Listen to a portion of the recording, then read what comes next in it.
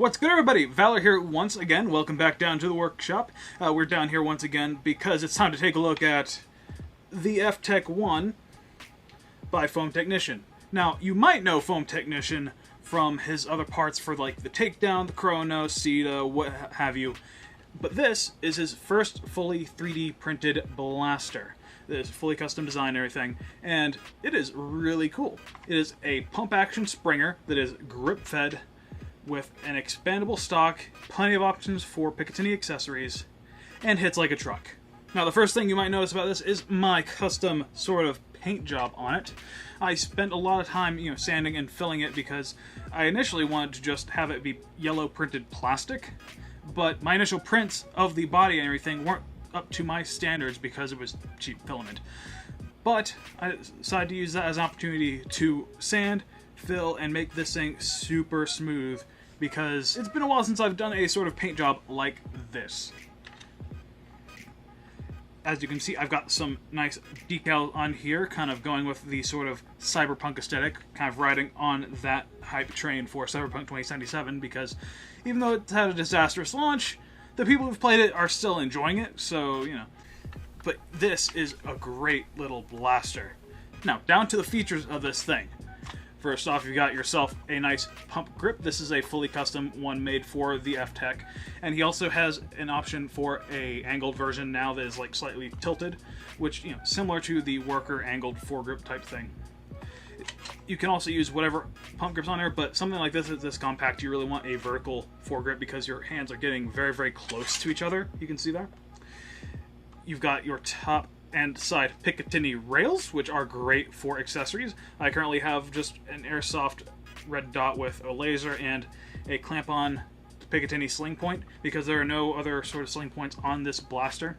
I would like to see one where there's a point that you can actually just attach to the bottom part of this stock point here, because I don't really trust this too much. I mean, it's fine for just letting it hang, but if I'm going to run, I don't want this to be just dangling on that sling point.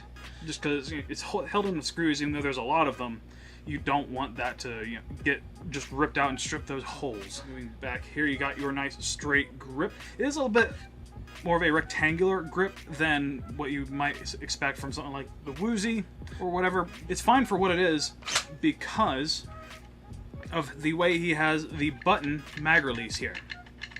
Now, if I just take a printed Talon mag, you can see it sticks out there. This is the 20 rounder, I believe.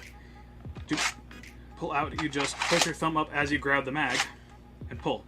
You can also, if you take another mag, you can usually gravity drop with the other mag and then just slap a new one in, which that is something you can get really good at and just have really fast reloads, especially for using this for something like competitive, which is a really good option for a blaster of this size, power, and functionality.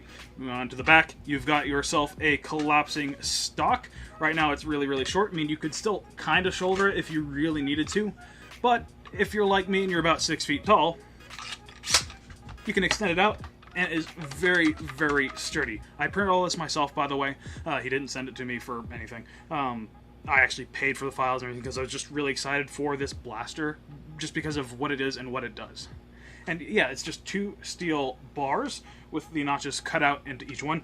Whenever I got this initially, there was a little bit of burring on these slots here, so I just kind of filed them out with my diamond files, which, not much of an issue at all. He's getting these made en masse, or I think he's actually cutting these himself, so that is that, but is a very, very stable stock, and it's the perfect length for me. If you needed it slightly longer, slightly shorter, you could easily just fully drop the stock and then grind some slots where you need them to be, but you do have to make sure that they're even, and it is very easy to just drop the stock back in. Initially it wasn't that smooth because of a poor print quality on my part, just from this very low quality filament that I had just on hand, which I used that just as an opportunity to sand, fill, and paint because I haven't done something like this in a while. And I think it just came out beautifully. One thing I did to help smooth that out is I put a tiny bit of silicone grease on the inside of these slots just to help lubricate that and help it wear in really easily. One of the things about this is there is a fairly hefty breaking in period when you initially build the blaster, because initially the trigger pull is very, very heavy. and you need to run about 100, 200 shots through it to really break this whole trigger mechanism in, because this is actually built similarly to a Lynx, but it has a sliding trigger like a long shot, where you've got the lobed arms on the trigger here that actually push up the catch on there and allow you to actually fire. But that means you can slam fire this. I've currently got it primed just for that initial priming demonstration, and I've got a decent seal on it. There are multiple muzzles you can get. There are some faux suppressor ones, like this is the micro version. Oops. Then there's a shorty one, and then there's a XL version of this really thick one that is just longer if you want to make that change. It has a sort of locking lug system similar to N-Strike system, and on each one of these there is an O-ring that helps increase the friction, just help keep it all in. And there is a Scar barrel attachment for this that is coming. He was going to have the files out sooner than later, but he wanted to make a few changes to the files and figure out exactly the geometry that would work best in terms of porting, because the version 3 that he has right now has minimal porting, and then there's a few other versions that he's testing just to see if it helps at all, and he's trying to figure out the best thickness of fishing line for the Scar to make sure it doesn't drop the performance that much while also increasing the accuracy. I've rambled on about this thing too much. I'm going to load up a couple mags, and I'm going to fire this thing because I've got my chronograph here. I want to show you the amount of power that this tiny package has. Alright, just got my Talon mags right here. These are just my standard, black ones. This one doesn't have a duct tape on it just because I had to take that off for another blaster. The standard size Talon mags are a bit short, but you can still kind of get in there and everything. And this uses a Vanguard shaped pusher, even though it doesn't need the pusher to be that long, in all honesty.